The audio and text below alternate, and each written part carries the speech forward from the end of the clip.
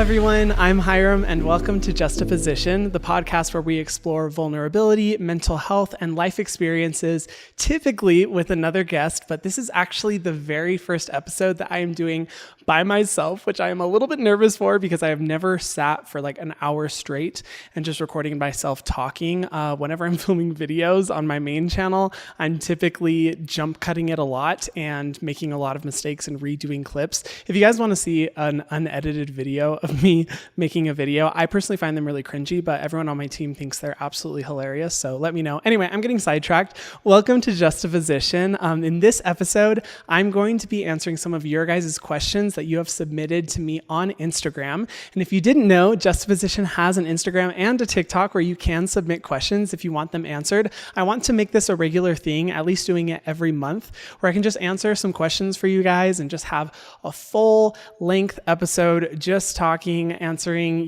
whatever you guys are curious about and having a good old time, just you and me. If you haven't already, be sure to subscribe to the Justaposition YouTube channel as well, because yes, we do have video elements where I feature the guests that I'm talking to. And I personally really like watching podcasts as opposed to listening to them. I don't know why, it's just something I really enjoy, just having the video going. So make sure you subscribe to the YouTube channel as well.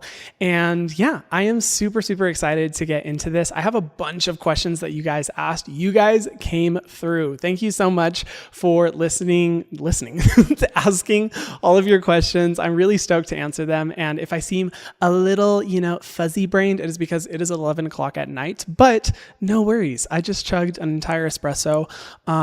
I act like an espresso is a lot, but it's enough coffee to keep me wired for this episode.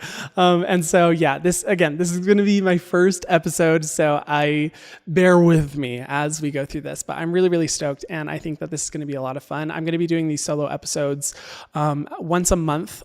So feel free to send your questions through at any time because we will be collecting them in order for me to respond to them in these episodes. So I'm really stoked to just jump into the questions, dive on in, and answer what you guys are really curious to know. The first question I want to answer is, why did you launch a podcast? Now, this is a really good question because I've been seeing a lot of creators getting into the podcast game for a while. This has actually been something that's almost been a year in planning up to the point of launching the podcast. It's something I wanted to do for a while, and initially I was a little hesitant because I was like, oh man, here we go, another YouTuber making a podcast. But I felt like in my videos, primarily skincare videos, there aren't a lot of opportunities where I can talk about things besides skincare and also just have a space where I can sit down, fully talk with you guys, just have a good conversation. And I really wanted in this podcast to feature people that really inspire me, that motivate me, that I look up to in a lot of ways, and hear their stories. But why is it called Justaposition? What is the theme of the podcast? Like, why did I even have this idea in the first place? I think humans are such incredible creatures in the sense that we're so diverse in what operates us and what really goes on in our mind. And I think specifically in the online space, because I do feature a lot of creators, I have a lot of really cool people that I'm going to be featuring on the podcast. We tend to look at people through a very narrow-minded, one lens scope. If you follow creators, say like, for example, me, thinking about me, I am the skincare person, for example. That is purely how people see me. You have other people who are purely just LGBT content creators. You have other people who are purely beauty content creators, hair content creators, whatever it may be in any capacity. I think we sometimes tend to view people through a limited scope when in reality, we're deeply complex beings and there's so much going on, behind the scenes that we don't know. And really in creating this podcast, I wanted to explore the juxtaposition of both the side of people that we see online, that we see in public, and also the side of people that we may not be able to see, what happens in private, what's going on in their minds, what their life experiences have been that have led up to this moment, being the reason why we identify them the way that we do.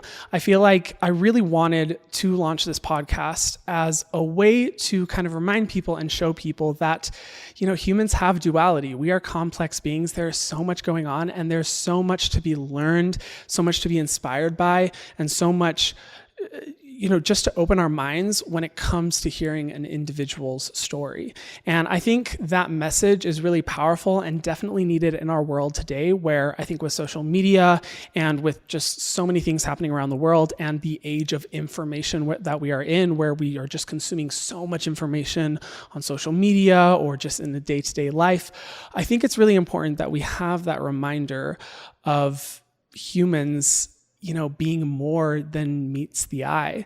And I really wanted this podcast to be an opportunity to show that deeper level of human beings, to introduce you guys to some people that I'm really inspired by, who are incredible, have amazing stories. If you guys have already watched the previous episodes, which I highly recommend that you do, I've been able to interview some really, really cool people, whether it's Molly Burke, who is the content creator largely known for being blind and talking about accessibility and her life experiences, or whether it's Chunky's Dead, aka Melissa Ong, who left her career at Google and in not finance, tech, to pursue social media, and is now extremely authentic in her life that she lives, as well as the other guests we've had on. It's I think an incredible way just to learn more about people and the way that we operate. And I think it's just a great reminder that we all need to be more empathetic. We all need to be more understanding. There's more going on behind the scenes than meets the eye. And I think it's a necessary reminder in the world that we live in today to remember that everyone has a story, and that we should always be considerate, kind, and thoughtful when it comes to how we treat, how we view, and how we talk about others. So that's really the goal that I had in launching Justaposition, and I'm really excited for where it's going to go in the future. I have some incredible people that I'm going to be having on, and it's not just limited to content creators as well. I'm going to have authors that I really respect, people who have worked in the entertainment industry, in Hollywood, as well as people I have just personally really respected in my own life that I would love to introduce you guys to. So make sure, if you haven't already, to subscribe to the podcast. It streams everywhere: Spotify, Apple, wherever you listen to your podcast, as well as on YouTube and social media pages, so that you can see all the exciting guests that are going to be coming on. And finally, of course, with this episode and these episodes that I'm going to be doing in the future, I really just wanted it to be a way that I could connect with you guys on a deeper level beyond skincare. Like, don't get me wrong, I love skincare so freaking much, but sometimes it feels like that's the only thing I talk about online. And I know that there's so much more to you guys. And I feel like you have all created a really incredible community for me. And I want to get to know you guys better. And I want to be able to have important conversations that may not be best suited for my skincare page, if that makes sense. So I hope that answers your question. But yeah, that's really where I see Justaposition doing and where it's going to go in the future. And I'm really, really excited to do this. But more than anything, honestly, I am doing it purely out of passion as well. I just think the format of podcasts is really cool. I think it's awesome that a lot more people are listening to them and connecting with people in that way. And I don't know, I'm just doing it purely because I really want to, and I think it'll be fun, and hopefully it can help, make the world a little bit of a better place in the very small way that a podcast can. So thank you all who asked that question. I'm going to move on to the next questions, which honestly, you guys came in with so many different questions spanning so many different topics. I saw a lot of skincare questions. I saw a lot of personal questions. Some of these questions, when I was looking over the list, I was like, oh my God, we're getting deep. This is going to be intense, but I am ready. And I'm super stoked because, like I said, this podcast is all about vulnerability. It's all about opening up. And I really want, to use this as an opportunity to share my story in case it can help anyone out there, even just one person who's listening. That's the goal. So the next question is a great one. It's from Jazzy. She asked, after becoming a YouTube sensation, oh man, that sounds so interesting. Sensation. What are some things you would have told yourself? This is a really good question. I don't know if I would consider myself a YouTube sensation, but I'm very grateful for the loving community that I've been able to find on YouTube. And I think, looking back at what I would have told myself before I, started a YouTube channel, or even as I started a YouTube channel, I think, I'm a person who, when it comes to my life experiences and my journeys that I've been able to go to, I don't really want to change what has happened or regret what's happened, because I always fall into the mindset that every tiny little thing that happened in the past made me into the person I am today and gave me the opportunities that I'm able to enjoy today. And I'm a really firm believer in that. So honestly, I wouldn't change anything that happened. I'm so happy with how my life has turned out. It's, very unexpected, and definitely not at all what I anticipated when I started a YouTube channel. I really did not think it was going to get to this level, but of course, I'm extremely grateful for it. If I were to tell myself something, I think honestly, the biggest thing would be to not stress so much about having to take advantage of every single opportunity that came my way and having to say yes all the time. I will admit it. And if you're out there, please comment down below if you relate to this. I am a yes man. Oh my gosh. I am such an intense yes man. And if you don't know what a yes man is, it's a personality type where essentially you feel pressured to constantly say yes to everything, even if you can't handle it from a time perspective, you can't handle it from a mental perspective, or from a physical perspective. You just say yes to anything because you're terrified of missing out on any opportunity, or you're really, obsessed with pacifying what other people want rather than prioritizing what your individual needs are. And, I'll be honest, I grew up in a cattle ranch in Arizona in the middle of nowhere. I mean, opportunities were slim, next to none. I grew up in a household and in a community where most people never left. The future really was, becoming a cowboy like my dad, or, staying in the town and never really getting out. That's what, ended up happening to most of the people that I grew up with. And one thing I will say, I've had rocky experiences with my parents, which I will get into later in this podcast episode. But one thing I am really grateful for my parents is that they always empowered us as kids with the ability to dream big, to have goals, to set dreams for ourselves that may seem impossible, but totally are. And so because of that, I always said yes to every single opportunity that came my way constantly, because I was like, I'm on a friggin' cattle ranch. Like, when am I going to have another opportunity like this? I have to say yes to everything because I feel so grateful just to be able to have these opportunities because I grew up with nothing. And because of that, as I started my YouTube channel and as it started to grow, I felt a lot of pressure to say yes to every single opportunity that came my way. And I thought that I could do it all myself without any help. And that is the biggest error I think I could have made, because I very quickly became overwhelmed, overworked, extremely burnt out. I was, working very unsustainable work hours, just constantly, getting 3 hours of sleep per night. I remember for one full year, I was pulling, 2 all-nighters a week, sometimes up to 4 all-nighters a week just to get all the work done. And, even with this though, I feel split on it, because part of me is like, oh man, I should not have worked that hard. I should not have pushed myself to that level. It's so unsustainable. It's so unhealthy. But on the other hand, I'm like, well, would I be able to be in the position I am today if I hadn't have overexerted myself to that level, And me now, I would never push myself to that level again because it's just so unhealthy. But I am grateful at some level that I did when I did, because it allowed me to be in the position that I am today. So I feel kind of like mixed feelings about it. Do I encourage anyone to work at the obsessive level that I did before? Absolutely not. I think balance is everything, and really important when it comes to your mental health and your physical health. But I am grateful, for the decisions that I made and for, everything that I did leading up to this moment. I think my perspective now is just take it day by day. And now I am much more focused on my health, much more focused on, prioritizing free time, disconnect time, getting out in nature, getting away from work and stress. And I'm really, grateful that I am able to do that now. I'm very fortunate, and I don't forget how lucky I am to, be able to be at a point where I can say, you know what, I need to take a break. I need to rest, because not everyone has that opportunity. So yeah, no regrets at the end of the day, but very good question. I think it's really deep. Okay, next question. This one I really relate to a lot.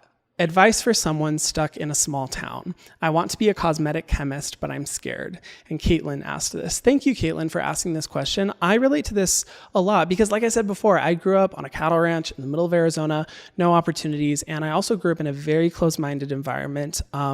It was very religious, very homophobic, very racist. And, I always felt differently from a young age. I felt like I was just the weird kid out because I didn't agree with any of their philosophies.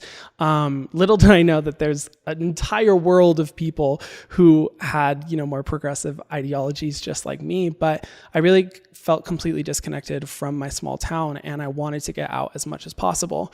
And when it comes to my advice for you, feeling like you're stuck, because I totally understand that. Like, I understand exactly. First, do not give up. Continue to push yourself. Like, cling on to hope, because there is hope. You will get out of that situation. You will be able to build the life of your dreams, and you'll be able to, find an incredible group of people that can be your support system away from your small town. You can pursue any dream that you want. Don't get stuck in that small town mindset, because unfortunately, I know so many people that I grew up with who never got out of that mindset, and they really thought that, the extent of their goals and dreams were limited to what was around them. And that is so not true. So I really first recommend just hold on to hope. Do not give up. That's one thing I'm so grateful I never did. Even if everyone around you is saying that your goals and dreams are not possible or that you're never going to leave, yada, yada, do not believe them. You got this. And then secondly, what I would recommend is to build a plan for how you're going to get out, which low-key sounds like, I'm not saying you're like trapped or stuck or anything like really dramatic like that. I mean, I don't know your situation, but I think it's really important to have a plan in place of how you're going to get out of your small town and how you're going to build a future of your dreams. I say this because I think I've seen a lot of people who really crave and desire for a way to get out of, their small towns and out of that mindset, but never really build a plan and never stick to working to make it happen. And then, 50 years later, they realize that, if only they had put in the work, the time and the energy to really build out what that would look like, maybe they could have had a better, more fulfilling life.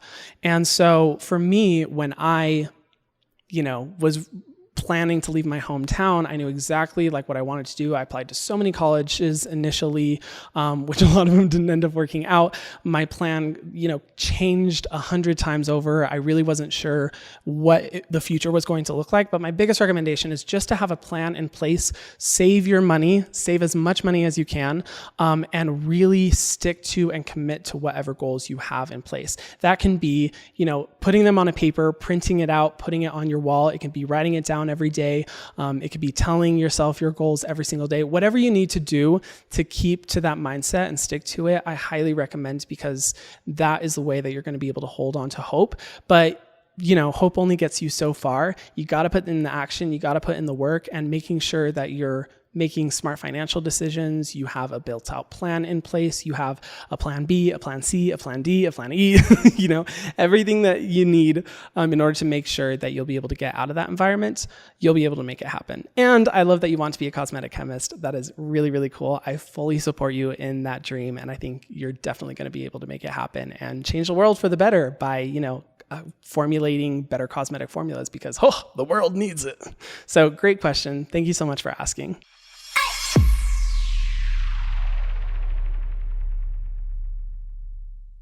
The next question is one that I love to answer whenever people ask me. Christina asked, what got you interested in skincare?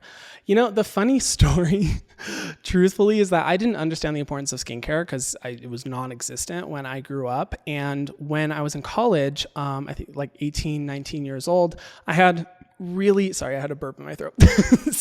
I had really severe aging, premature aging across my face. I had deep set lines in my forehead, around my eyes.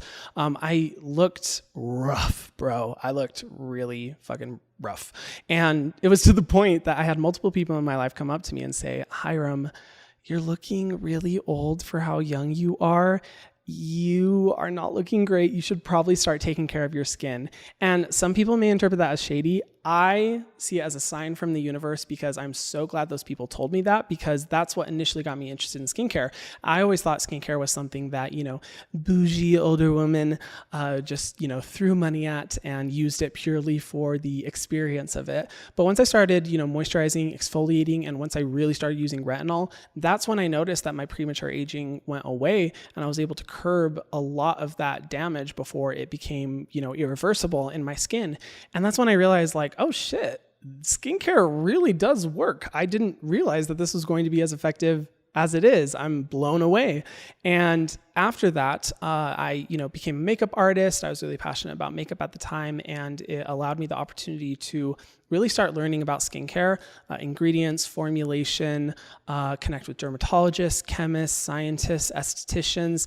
And from there, my passion really, really grew into an obsession where it is now. I will admit I am a little bit obsessed with skincare, but honestly, I love it so much. It's changed my life for the better in so many ways. And I think I'm so grateful that those people in my life dragged me to filth and said that I looked way too old for me being 18 years old, because it would have never led to, the ability to create videos that have helped people improve their confidence and improve their skin, because that's all that matters to me at the end of the day. The fact that people are able to see positive results in their skin because of watching my videos, that just makes me so happy. I'm so honored, and I'm so grateful that that experience happened. It was awesome. The next one is a really good one, and one that I had to reflect on a little bit before starting, this episode. Vanessa asked, what was the hardest part about launching Selfless? And I was really split between two things. First off, in the actual creation process of building Selfless, I always thought that formulating the products was going to be the most difficult, testing out all the different, submissions that the chemists and the labs sent over. But what really was the most difficult part was finding ingredient suppliers who matched our sourcing standards. And that sounds really complicated, so I will break it down. Basically, in creating Selfless, I wanted to make sure that at every single level, when it came to every single ingredient we used, it was as ethical as possible, didn't disrupt the environment that it was coming from, didn't take advantage of people, didn't use, things like forced labor. I wanted to make sure that there was as little emissions as possible, that it wasn't hurting, the climate, that it wasn't hurting animals. We really went to the next level to make a list of standards that each of the ingredient suppliers had to stick to.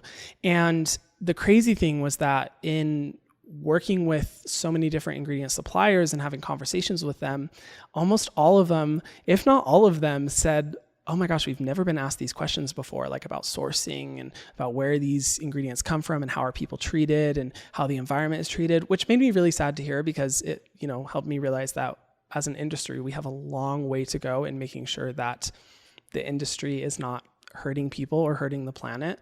But there were so many ingredients that we really liked that we wanted to, include in these formulas that at the end of the day, we had to write off or move away from because they didn't match our Selfless standards that we had set in place. That was the rule. If the ingredient suppliers did not match, the standards we had in place, they were cut.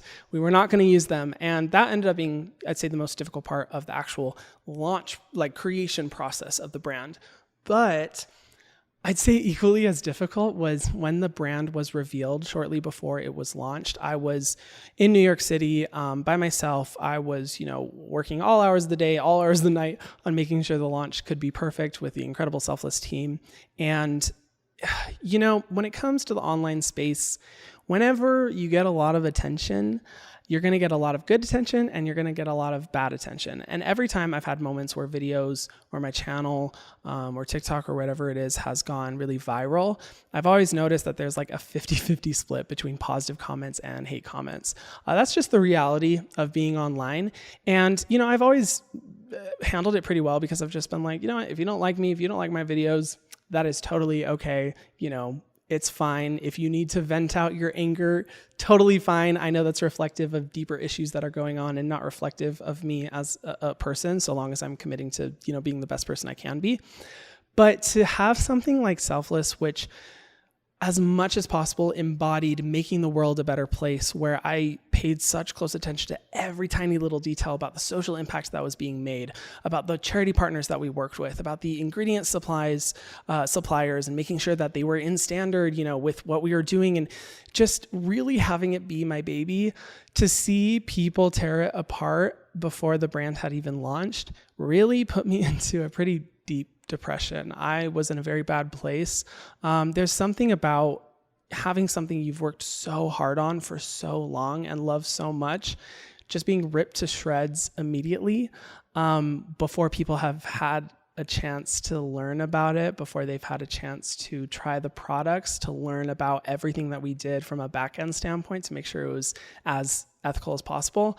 It was really difficult. And I'd say that was about equally as difficult emotionally as opposed to, the mental process of creating the brand. That was equally as difficult. But, we're in a much better place now. I'm so proud of the impact that Selfless has had, and people who, don't align with what Selfless is about. At the end of the day, the brand has protected over 200,000 acres of rainforest from deforestation and provided over 9,000 people with clean drinking water for life.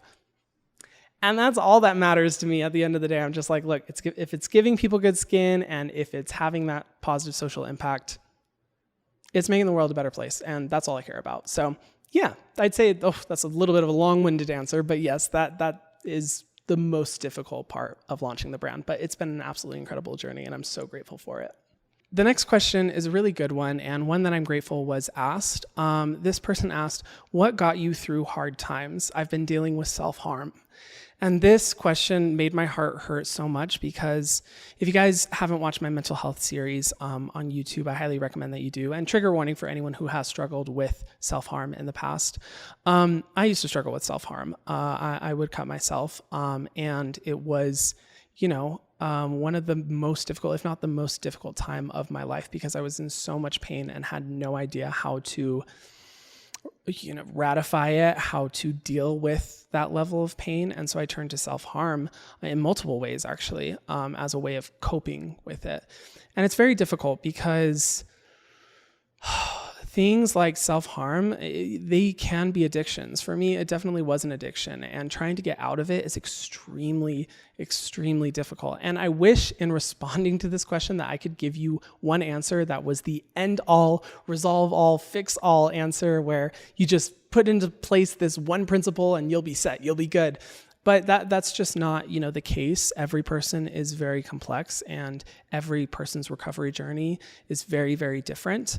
I'd say, two primary things that got me through hard times. First, I have to talk about this because I think everyone should be doing it. Therapy definitely made a huge impact for me and was the main reason I was able to get out of my eating disorder, that I was able to, stop planning out my suicide, that I was able to stop self-harming, and so many other things. It made such a huge impact in me being able to recover. I say recover. I feel like I'll always be in recovery. It's always a struggle, but it gets so much easier and so much pain goes away by being able to go to therapy, by talking to your therapist openly, and having them help you realize things that have impacted your mental health that you never even realized did. And so if you do have access to therapy, I highly recommend you go to a therapist. There's a lot of options out there. If you have insurance, you're able to go to a lot of therapists. There's affordable options online. I've talked about them before that I'm a big fan of. I personally use BetterHelp because I love how easy it is to use, and it's way less expensive than traditional therapy. There's a lot of options out there. So first and foremost, please go see a therapist. I think that is, the main thing that can make an impact. But secondly, and I'd say equally as important, whatever hope you have, hold on to it for dear life. The only thing that kept me going through all of the moments where I wanted to end my life, through all of the severe moments of pain where self-harm seemed to be the only temporary solution to that pain, I held on to hope because I always thought in the back of my head, what if life can get better? What if I just am in a really bad spot, and even though it feels like nothing is ever going to get better, what if what if it does? What if that's a possibility? And I am here to say life does get better. Oh my gosh, it is so worth living. I could not stress that more to you if you are watching this and you are struggling with something like this, or you're the person who asked this question. Life gets so much better. And even more than life getting better, you get stronger and you're able to, get past so many of these negative thoughts that are plaguing your brain, so many of these toxic mental cycles that you feel like you can never get out of. You're able to get out of them and life improves so much. And if you have that thought in the back of your head where you're like, what if life gets better? Hold on to that, because that is the only thing that kept me going as long as I did. If I didn't have that curiosity and that wonder if life was going to improve, I would not be here today, for sure. And I'm so glad I stuck to that, because it is absolutely true. Life gets better. You get stronger. Life is worth living. So hold on to that. Whatever hope you have, hold on to it for dear life, because you're going to be able to get through this. And I'm really proud of you for staying here this long. You have a full life ahead of you. It's going to be absolutely incredible. And yeah, you deserve all the joy and all the love and all the happiness in the world. This is a really fun question asked by Mariah. She said, something you would love to accomplish in 5 years. Now, I used to be the person that had my 3-month, 6-month, 1 year, 3 year, 5 year, 10-year plans all written out. But I've learned over time that life is best enjoyed when you're living day by day. However, there are some things that I would love to accomplish within the next 5 years. And one of the top things that has come to mind that has become a really, really big passion of mine is to produce a song. I've gotten into music production. I would really love to release music one day. And not me singing or anything like that. Absolutely not. I have no interest in singing. I actually want to produce EDM music. The EDM space has really been really impactful on my life. And so much EDM music has gotten me through the hardest of times. And it's a beautiful community. There's so many loving people in the EDM space. And I just think it's so fun and so freeing. And there's just so much love. And I would absolutely love to be a part of it by creating and launching music. EDM music. That's definitely a goal of mine. It's something that I've been working on behind the scenes, and I will for sure update you guys as that dream builds out, because this is the next goal that I have.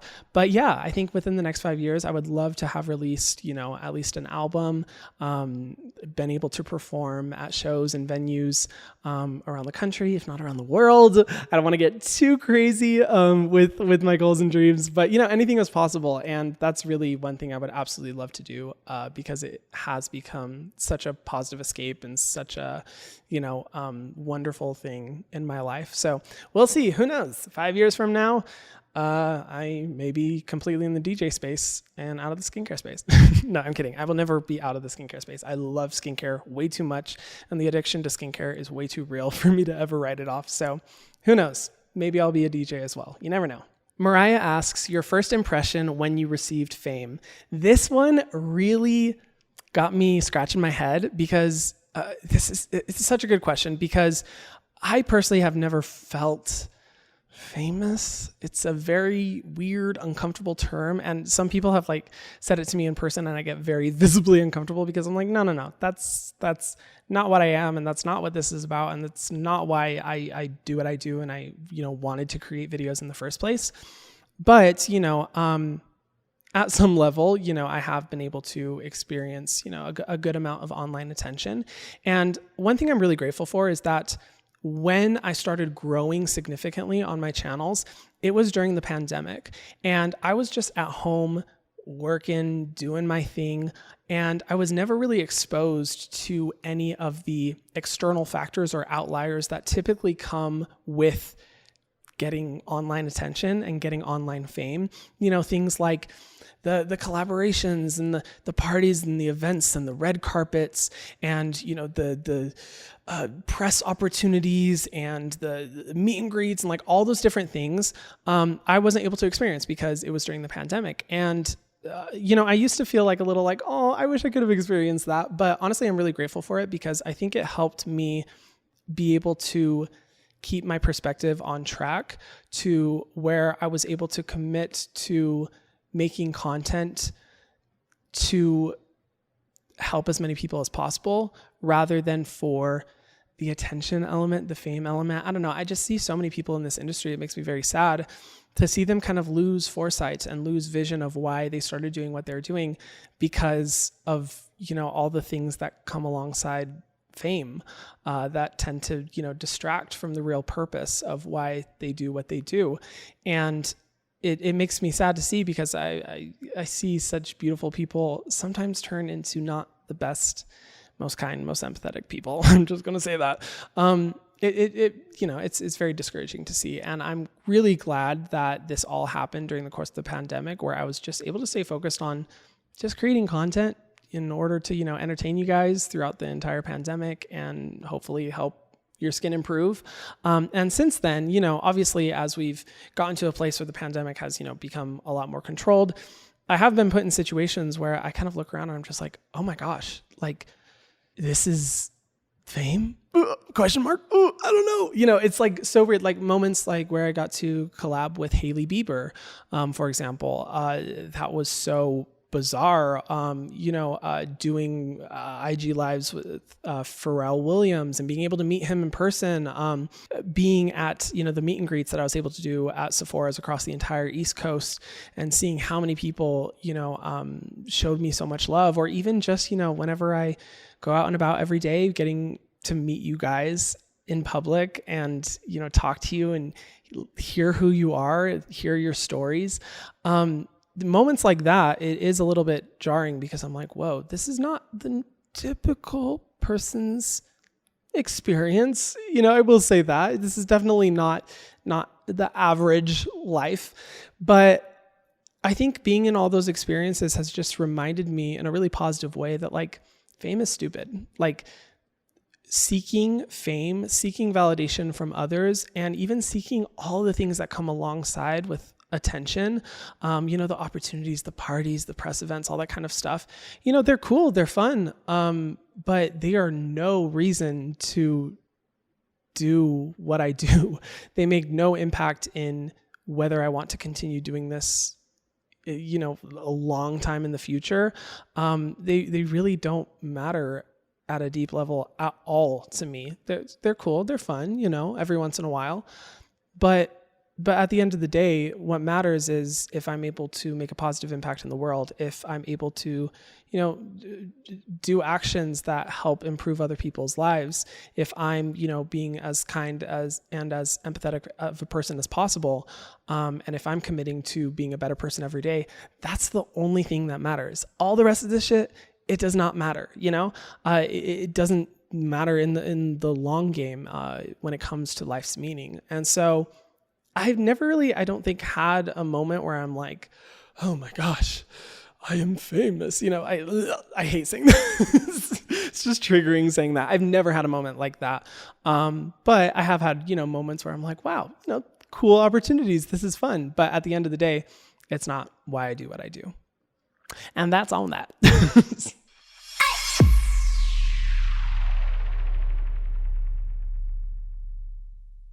Okay, I'm going to answer 3 more questions because I don't want this episode to go on for hours and hours and hours. I know you guys would not want to listen for that long. But this next question I think is a good one. Erica asked, how do you deal with anxiety? This is a very good question because I'm kind of in the process of figuring that out, actually. I, previously struggled with anxiety, but it wasn't something that, really plagued me or was super prevalent in my life. But I think because of being online and because of, the attention that has come with being online, it has created an extreme level of social anxiety with me to the point that I actually prefer just being at home all the time. I get very stressed out in public situations, and I get very stressed out with, interactions with other people. What is that sound? Oh, I think it's the ice maker. Oh my gosh, that freaked me out. I was like, is there a ghost? It is after midnight, so I'm getting into the hours where I get... See, there you go, anxiety. No, but seriously, I, have gotten a lot of social anxiety. I think just from doing this job, it just kind of comes with the territory. And I have been able to put into practice different, mental things in mind in order to control my anxiety. Breathing is a big part of it, making sure that, whenever I'm having a panic attack, whenever I'm having, a really intense episode of anxiety, that I focus on my breathing. I make sure to have really slow, calm breathing. I also love to check in, with other people around me. I tend to get a little bit anxious and insecure about, the way I'm behaving or the way I'm acting. And so that's a big source of anxiety. And I think it's just because when I have people coming up to me in public who recognize me and stuff, I tend to be hyper aware of the way I behave, because I don't want to ever, miscommunicate to someone and have a negative experience, or to make them think that I'm not a nice person when I actually am. I'm just being honest. That's just my real anxieties. I always want to make sure that everyone I'm able to meet in public knows how much I really do love them. But it causes a lot of social anxiety. So because of that, I check in with people around me to my best friend, I'll ask hey, was I acting rude? Was I acting, not normal? Or do I look like I'm freaking out? Sorry, I'm tripping on my words. Does it look like I'm having, a panic attack? And literally every single time I've asked that to someone, they're like, no, Hiram, you're fine. You're great.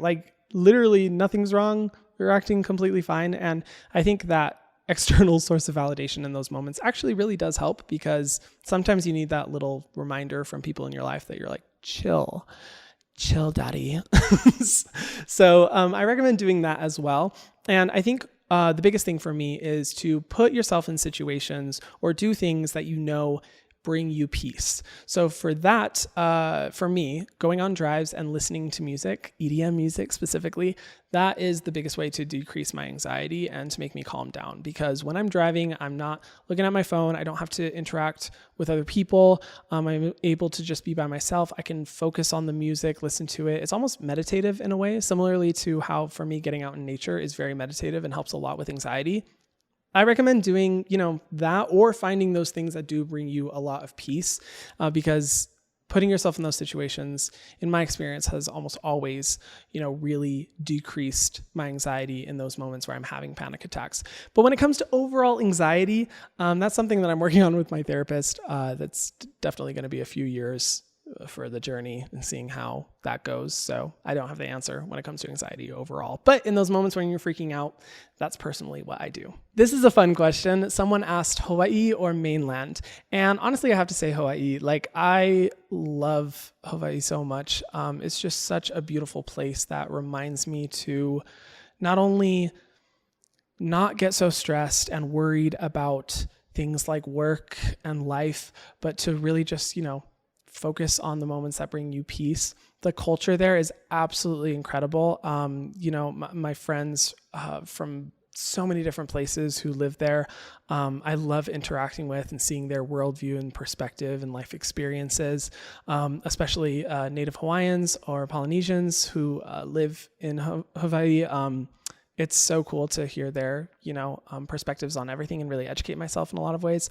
I think Hawaii really emphasizes the importance of protecting nature and giving back to the environment, and also giving back to cultures and being respectful in a way that I never learned growing up.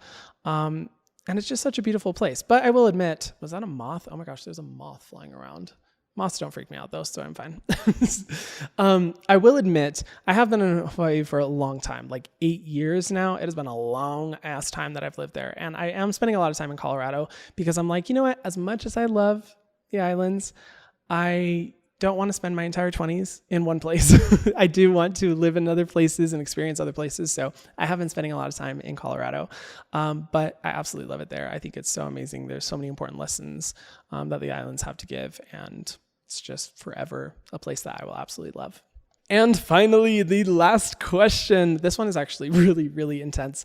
I was most nervous about answering this question, but I do want to talk about it in case anyone else has struggled with similar experiences, because I'll be honest, this is a topic that I do not like talking about, but hey, it's Justaposition. We are all about vulnerability here. So I, want to address this. Anyway, the question is from Erin. She asked, do you want to reconnect with your family someday? So for anyone who doesn't know, I have a really rough, if not non-existent, relationship with my family because my parents essentially disowned me when I came out to them as gay. And as much as I wanted to continue having a relationship with them, focus on the positivity, put our differences aside, love each other, it was very apparent to me that so long as I, quote unquote, lived this lifestyle, that they would not only never accept me, not love me, but actively try to control me in a way that made me not be gay in their mindset.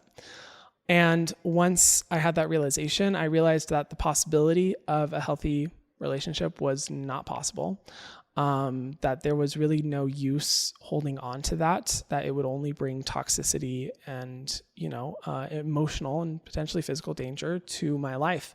And so, I was essentially disowned, and it was a very sad experience. I have not talked to my parents since that happened. I think that was 6 years ago now. It makes me very sad. And initially I was very angry, very upset. I felt so much anger, but I've moved to a point to where I honestly just feel sad and pity for them, because it makes me very sad that things like religion, closed-mindedness, political ideologies would come in between a relationship with their child. It's really heartbreaking to think about. And even in my, final farewell to them, I made it clear that I would always be willing to welcome them with open arms if they were just willing to show me love.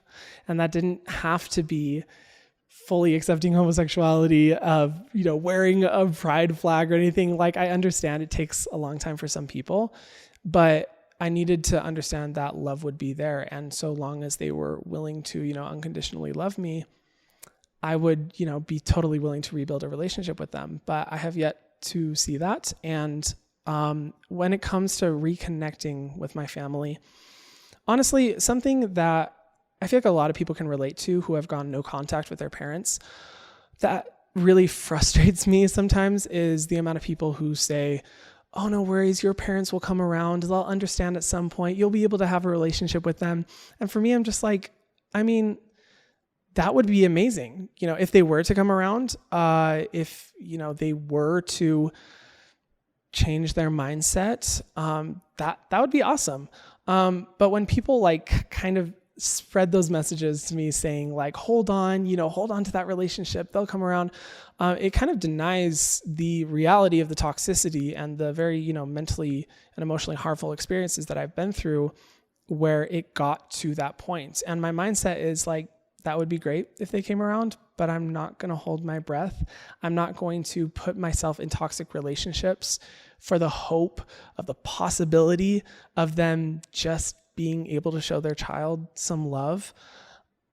I'm not going to limit my own life experiences, or, worst of all, put myself in an emotionally, mentally, or physically dangerous position for the possibility of them willing to show me love one day.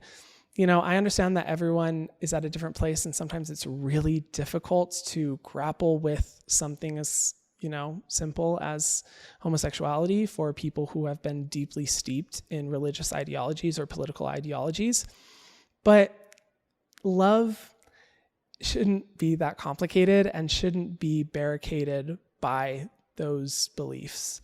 I think, if you don't have the ability to love your own child, nothing I say or do is really going to make an impact. And I would love it if they came around. That would be absolutely amazing. But I'm not going to bend over backwards or limit myself in any way for that possibility. And for that reason, who knows if I will be in contact with my parents again. I really have no idea. I wish them the absolute best, and I really do feel a sense of love for them, in the sense that I feel pity, I feel sadness that they feel that way, and I genuinely want them to live happy lives, whether I'm in their life or whether I'm not. But, I'm not going to put everything that I've worked so hard to get to this point on the line for that possibility. So who knows what the future holds? I don't know, but I am very grateful to say that I've been able to build my own family of people who genuinely, unconditionally love me, who want the best for me, who support all my dreams to make the world a better place. I'm so grateful to say that I was able to build my own family. And if you're someone who has gotten no contact with your parents, who has been disowned by your parents, or has a really rocky relationship with them, I honestly recommend to create your own family. Blood is not thicker than water. I think that everyone deserves to have a group of people who shows them unconditional love, and whether they're blood related or whether they're not, doesn't matter. You can find that love from so many people. And the best part is that the world has so many people who are willing to give that to you. You just have to find them, put yourself in positions where you'll be around those people. And I'm so grateful that I have such loving people in my life who are able to, replace the loss of not being able to have my parents be in my life. So yeah, that was a deep question. That was probably the most I've ever opened up about that, and probably the most I ever will. No, I'm kidding. Who knows? Who knows what the future will hold? But yeah, that's a very tender topic in my life. But for any of you who stayed to this part of the podcast, who listened to all of that, thank you so much. Oh my gosh, I appreciate it. It means the world. If you want me to talk more about any of these topics that I've covered in this video in the future, feel free to let me know, or better yet, follow Justaposition Podcast on Instagram or TikTok and submit your questions there, because we'll be compiling them and I will be answering a bunch of questions in the upcoming episodes. I just want to say thank you to everyone who has listened to this point of the podcast and who has supported this podcast. It really, really means a lot, and I'm excited for what the future of it holds. And yeah, I love you guys so much. Thank you for listening. And this has been a production of Ramble, a Cadence 13 studio. New episodes every Thursday. Love you guys.